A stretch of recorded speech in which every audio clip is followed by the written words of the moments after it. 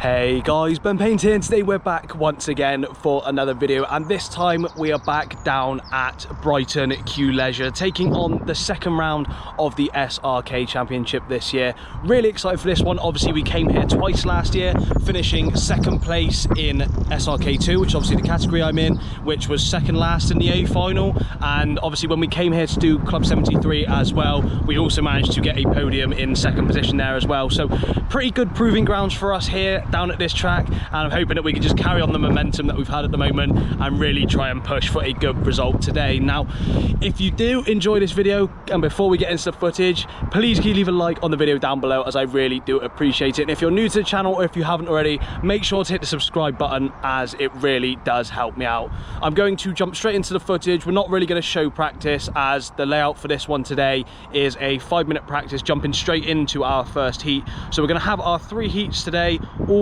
8 minutes I believe, followed by our consequent final, which is 12 minutes. Going to jump into that one now and see how we get on today.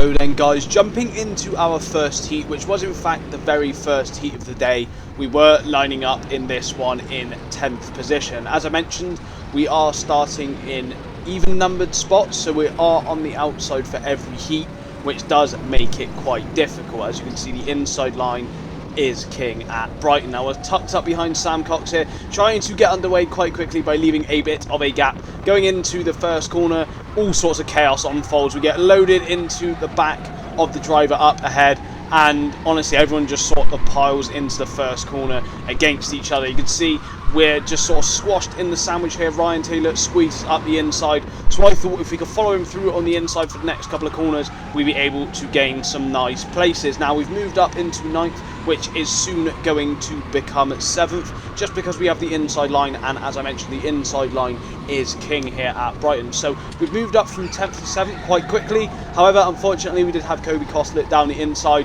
who loaded into the side of us going into the second or third to last corner. I was having none of it, straight away diving back down the inside, but unfortunately we do just get washed out wide, which allows Ben Frankham and Henry Barrington to sneak back through once again. But as we have the inside corner, or the inside line going into the first corner once again, Kobe goes barreling in and we just follow him through behind, which leads to us gaining another 2 positions that we did lose already. And again, going back up under the bridge, we were then able to take the inside for the corner after the bridge, which gives us P7 once again. So quite frankly, this is just how the race just began to go. It was a very scrappy all day, as you will see later in the footage, but from this we are able to make our way up into 7th, gaining 3 positions so far in this one.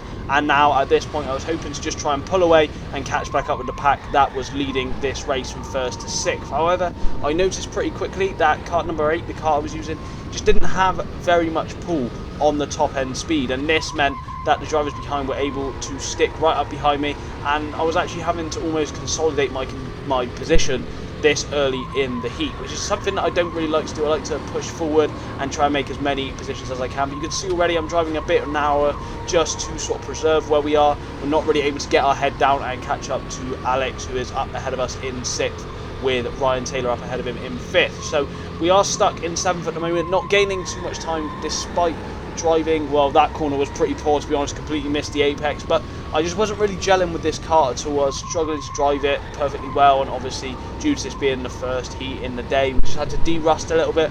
But we have come across the line with a 44.869, which is a pretty respectable time, not the best.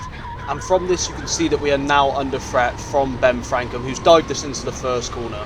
We're able to sort of preserve the position. I thought we cleared them, so I did sort of drive across, pretty much my own fault there, almost spinning myself out on Ben's kart, but we were able to hold on to 7th place. You can see I'm a bit perplexed, but it was completely my own fault there, if I'm brutally honest. And in light of this, we do skip forward towards the end of the very first heat, because honestly not much else really happened. I was just driving some quite tight lines, trying to hold off Ben, who was right on our tail, and you can see the last lap board on the right hand side. So we were still in 7th place at this point, weren't really gaining anything to Alex, despite sort of trying to push the car as much as we can. We are driving a bit more defensively, as I've mentioned, but I just couldn't really find much more time out of the car at this point in the day. I was really struggling, and you can see here how tight I'm going, as I know it's the last lap, so there's absolutely no point in leaving any open gaps up the inside, because obviously if I'm going to do that, then Ben's going to capitalise, who is right behind me on our tail at this point. And as we come into the hairpin, he does just that, goes for a really good move down the inside, bumping us slightly wide.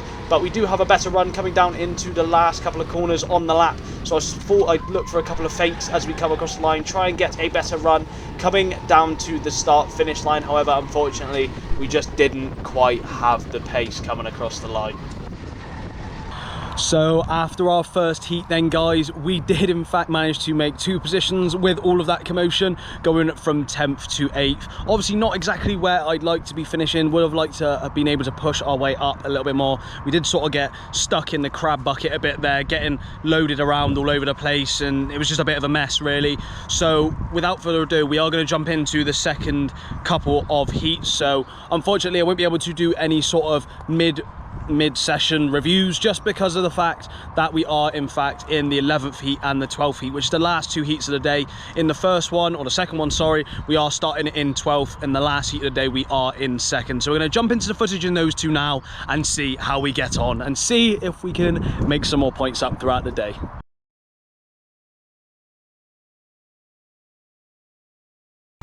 With our second heat then, this was in fact the most fun heat of the day, I'll put it that way. We were given kart number 2, which was dubbed one of the rocket ships on the day, and as soon as I saw that I had this kart, I knew that I would have to make the most of it if I wanted any chance to get back up towards the B final come the end of the day. So we did lose a position pretty early here from Shane Lucas not pushing up towards the rest of the pack.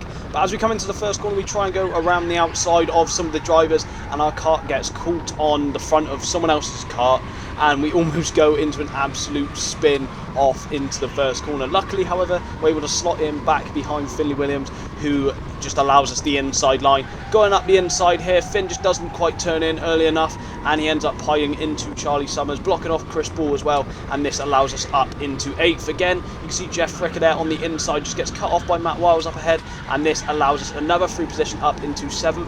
I signalled to him here to work together, as I felt like I had quite a lot of pace in this one. However, Jeff wasn't really willing to cooperate, tries to go for a move back through the chicane. You can see I'm not too happy with that, sort of waving my hands around like a bit of a billy. And as he tried to cut me off, we just try and look for a move down the inside, which luckily we're able to hold off, and this allows us back up into 7th, where we were before Jeff was able to re-overtake us coming across the line. So at this point, I knew that if I was able to sort of make a bit of a gap to the guys behind, then we'd be right on the tail of the front runners in this race. And James Dowden's off in the lead at the moment in first place, got Kobe in second and Neil in third. So I thought that with the kart we had and sort of the tools we've been given, it was really important to utilise them to the best of our ability. So you can see the drivers up ahead. We've got quite a few of them all battling with one another, and I just wanted to try and get in on the action really, and try and just make up as many points as we could in positions. You can see Matt Wild here trying to follow the driver around the outside, then switches back to the inside, but at this point it's too late as I'm alongside him, and we then have Tom Avery who's able to push his way through. I was hoping to sort of follow him along at this point, as I wanted to try and just make some positions up really quickly. So we're able to slot our way up into 5th at this point, and now we're sort of raining down on a podium position for the end of this race. So we're just trying to get our head back down in the game, trying to obviously use this car as well as we can, because obviously, as I mentioned, this car did feel like an absolute dream to drive, if I'm honest, and I believe that we did actually get our fastest lap of the day in this heat, so we will stay tuned for that later in this one. But coming into the last couple of corners here, you can see that Neil's been able to get past Kobe up ahead as well, and then just from the sheer power in this car, we're able to go around the outside coming down towards the first corner, and able to make the move complete before going into the first corner, which I was really happy with. Up into 4th place now at this point, so obviously starting from 12th, this is a very good heat for us, just to sort of gain as many points as we can to just give us a better chance of placing higher in the finals, which is obviously where we want to be come the end of the event. Now you can see I'm pretty much urging the kart forward at this point. I really wanted a podium position. Obviously starting from so far back would be an amazing result for us. So here you can see just trying to take as tight lines as I can, trying to hit every apex that I could, really get the most out of the car. You can see I'm looking over my shoulder, but we've been able to sort of maximise a gap already, and you can see Kobe's going a little bit wayward through the last couple of corners, goes a little bit wide where he's looking over his shoulder. We come across the line with a 44.506. I believe that is our fastest lap of the day so far, and again we're just right up behind him now. We're tucked in and we're just trying to look for any opening that he sort of offers us, and much like the first heat, he just sort of leaves the door open coming out from under the bridge, and this just allows us to slot up into third place, sort of cover off the inside here. Don't do it too well as he's able to keep his nose in, but the power from this car just allows us to hang it around the outside and then confirm the position going into the hairpin come the end of the lap. So obviously at this point now we are able to begin to break away, but Kobe is still hanging it around our inside, so we try and sort of stick the car to the outside, which then turns to the inside for the first corner, which obviously if you're on the inside for the first corner you're just going to be able to win that battle. So I see that Kobe just sort of backs out there, gives us the position, and now it was just time to get our heads down. Now unfortunately for me, as you are watching the very last lap of the heat, we weren't able to have enough time to catch up to Neil and James, who are having a little bit of a battle up ahead. If the heat was a little bit longer, we would have been able to tag on to the back and give them a little bit of a fight, but unfortunately, just due to having a bit too much of a tussle to the beginning and mid part of the race, we were just sort of stuck in third at this point. So as I mentioned, this was in fact our fastest lap of the event and of the day, so we're just coming around the last couple of corners here, trying to take as short lines to the track as we can, using all the curb in there on the left and right hand side of the track, trying to maximise our exit coming out of the hairpin. Going into the last couple of corners here on the lap then, trying to just really whip the car in and across as much as we can, and coming across the line in third place with a 44.234. So with that, we're going to jump into the third and final heat of the day.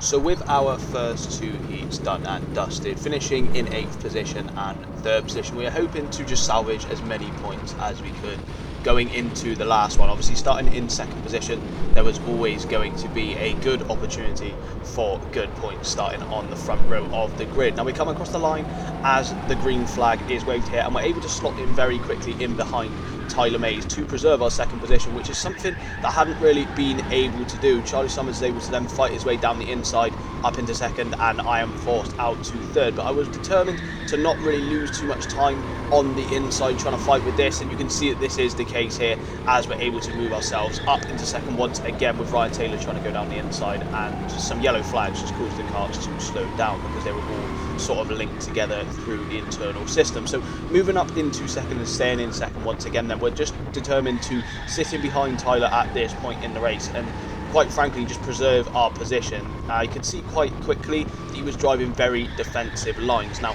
rather than trying to hang it around the outside and lose some positions from just the track, where as I've mentioned before staying on the inside is king, I decided to just tuck in behind him, try and just sort of stay as close as possible without making too much contact with him, and just sort of push him along really. And unfortunately here you can just see how tight and compact it is. Tyler is absolutely holding on for dear life onto 1st position, and just as I mentioned, rather than trying to hang it around the outside, we just instead just sat in behind him. Obviously someone's not going to be able to really go all the way around the outside of us unless there is a big load of contact. So by sitting in behind him here, we are just preserving 2nd position. We're taking some sort of hits from behind, almost getting loaded out of the corner to try and make some sort of move up the inside, but instead just decided to sit in behind, as mentioned, on the inside line. You can see Ryan Taylor trying to go around the outside there from behind in 3rd position, but luckily for us, even though the lap times are about 1.5 slower than what we've been able to do so far, we are able to just hang it down the inside. Now coming into this sort of section of the track here, we do take a bit of a bump from behind that causes us to go into the back of Tyler there, and then all sorts of chaos just starts to kick off. We've got Charlie Summers pushing his way down the inside as well, pushing Ryan Taylor through, and now we're stuck to the outside. So as you can see, by being on the outside we are just leaking positions, trying to fight our way back around the outside, but unfortunately we just didn't quite have the momentum coming out of these corners. So we've slipped down to 4th there. We've now got Jake Shute up behind us as well, and again we're just stuck on the outside line trying to preserve our position. Luckily we are able to do it as we come across the start finish line, but we have lost a position down into 3rd place. Now 2 drivers up ahead are SRK1 drivers. Obviously we're an SRK2 driver, so in my head we weren't really racing them, we were racing Jake, who was behind us in the same category as us, and I found pretty quickly that this was pretty much one of the worst cuts I used all day. I found there was so much understeer in the car. I'm having to turn about 10 to 20 metres earlier than I would in any other car, and you can just see there we just washed out wide,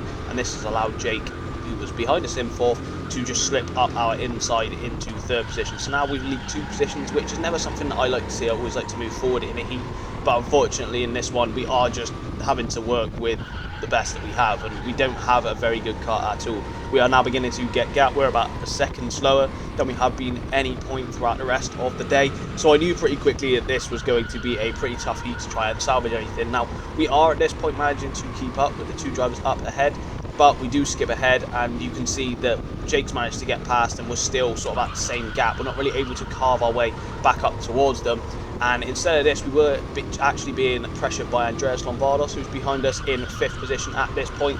And once again, just from the kart being quite understeery, we just open the door up as we don't really expect it, and this allows Andreas down the inside. Now, one thing I didn't realise, Andreas had the car I had from the previous heat. I tried to slot him behind him there, give him a bit of a whack, but Andreas did have the car I had from the previous heat, so I knew now that he had got past that it was going to be an awful challenge to try and get past him unless he makes a pretty big mistake. So we're down to 5th in this one from 2nd, never something that I really want to see. And again, we're just trying to take some clean lines coming out of the corner, but the car just didn't really have that much pull either. Andreas makes the mistake that we are looking for, tries to go around the outside of Charlie Summers here into the first corner. This allows us to sort of bundle our way back up into 4th by using the inside line, and again we're able to usher him to the outside, coming down into the off-cambered section of the track before going under the bridge. Now, by holding the inside here, we're just able to just preserve our position in 4th once again.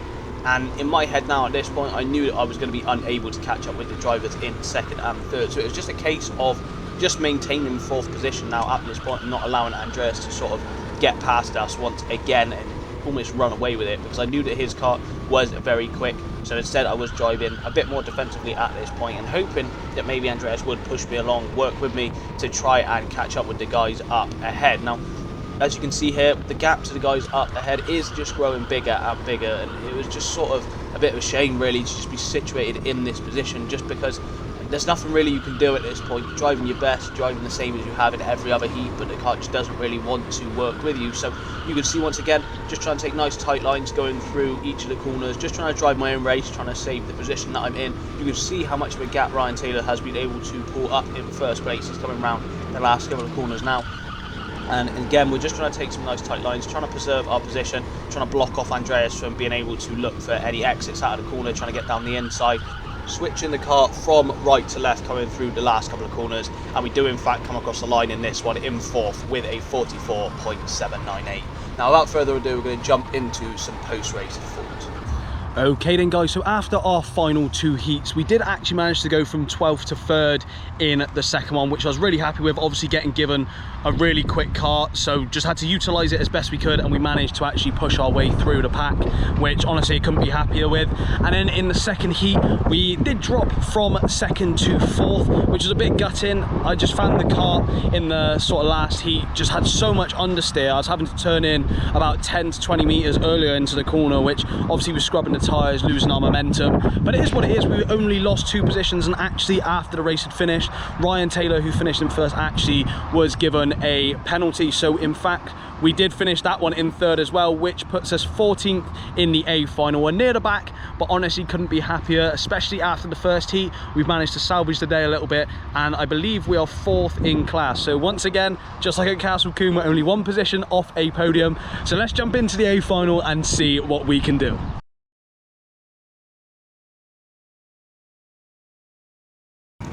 So as mentioned, for the first time this year, we were situated in 14th place in the A final. Our first A final of the year, other than Club 73, which obviously doesn't count, and we were actually starting in 14th position, which was 3rd from the back in a grid of 16 drivers. Now, I knew that there was going to be a bit of an uphill battle here if we wanted any chance of decent points in this one compared to some of the other drivers up ahead.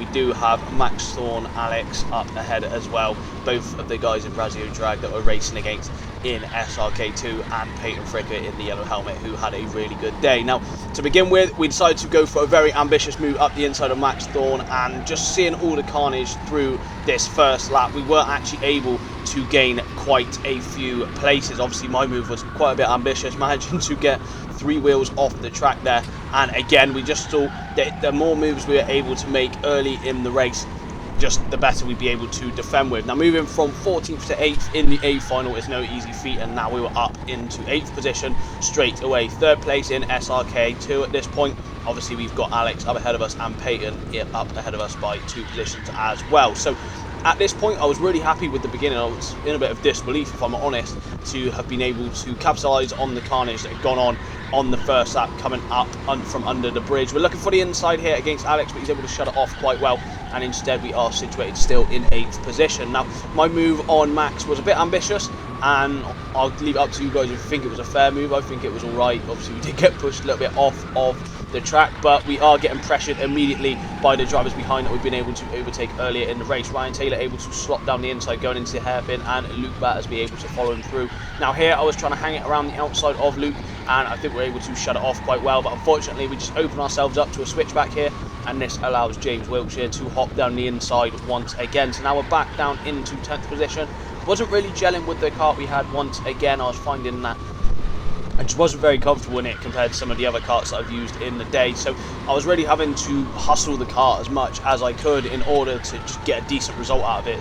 So far in this race, despite losing a couple of positions towards the late or the mid part of the race, or a couple of laps in, I was still quite happy to have gained 4 positions in this one, because usually when I've been promoted to the A final, or I'm near the back of the A final, I just end up getting a kart that's completely unusable, and it just situates us right at the back of the grid, just fighting for scrap. So to be in and amongst some of the other drivers was really good for us, and I was really happy with it. So we come across the line with a 45 dead, which obviously isn't quite on the pace that we were on at the beginning of the day, and instead here once again you can see we're under pressure from Gabe. Now at this point I look over my shoulder and use a bit of my racing brain here to allow Gabe pass. I realised that he was a bit quicker than us throughout the remainder of the race, so I decided to just let him pass, not really fight with him too much, as that was going to allow some of the other drivers that are battling with one another to close up. Now this is where we then managed to stay for a large majority of the race in 11th position now at this point, obviously still making 3 places up, and we are now pretty much on the pace of where we need to be. 44.5 second lap time our fastest, and 44.7 our last lap.